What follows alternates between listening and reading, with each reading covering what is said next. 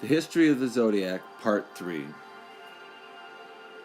In projection of the celestial sphere by the astronomical priests, the zodiac and the constellations, arranged in a circle, presented their halves in diametrical opposition, and the hemisphere of winter was said to be adverse or opposed, and contrary to that of summer.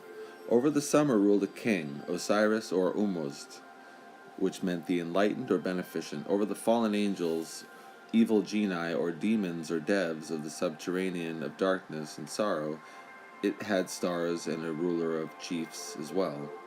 In Egypt, the scorpion first ruled. The sign next was the balance, and the long chief of winter signs, and then the polar bear or ass called Typhon.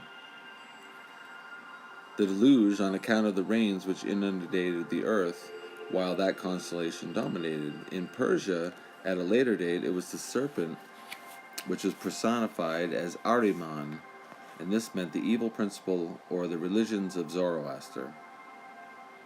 The period of complete revolution of the equinoxes is 25,856 years. The precession amounts 30 degrees a sign in 2,155.6 years. The sun now enters Pisces at the vernal equinox, 1872. He entered Aries at that period, 300 years BC, and Taurus, 2,455 BC. And the divisions of the ecliptic, now called Taurus, lies in the constellation Aries, while the sign of Gemini is in the constellation of Taurus. The Arabian word Aldebaran means the foremost or leading star. The year opened in Taurus. The bull appears with the lunette or crescent horns and the disk of the sun between them, in direct allusions to the important festival of the new moon of the year, when the year opened with the sol, or sun, and luna, moon, in Taurus. Taurus bursting the egg with his horns, or opening the new year or the Easter egg. When the sun is in Taurus, for example, when Taurus sets with the sun, Scorpio rises as he sets, and continues visible through the night.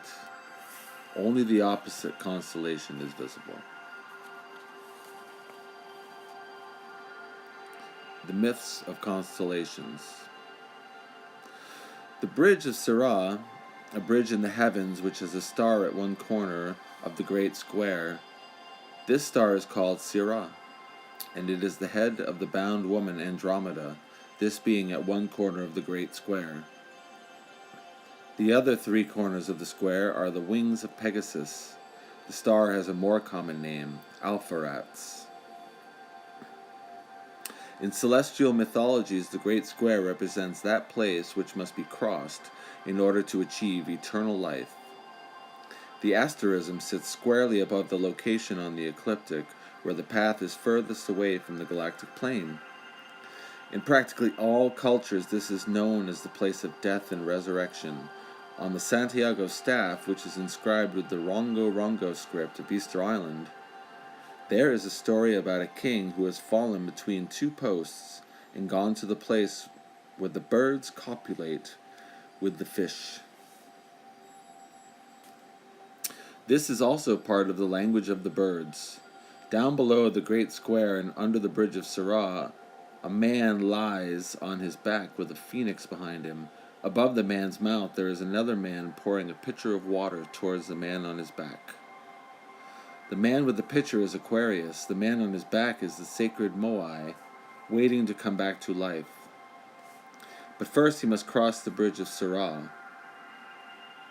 Above the bridge sits a king called Cephas, and it is the goal of Aquarius, to help the man by the side of the road and get him back to his kingdom where he came from. When the king fails to understand the language of the birds, or manna from heaven, the birds appear to copulate with the fish, saying that rational thought is drowning in the pits of self-denial and truth has become insanity. In regards to victory or defeat, both sides on closer inspection are lies, impostures. The truth lies on the narrowest of bridges. We must cross that bridge alone, where you find yourself on the other side of reality.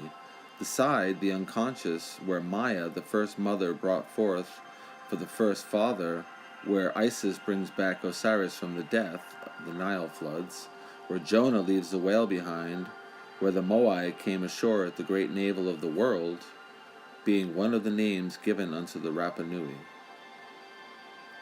The pillar of Osiris, a 40-foot tall pillar, is mounted in a box, which is similar to the Ark of the Covenant. The box is the great square, and the handles of the palanquin are the sides of the world tree.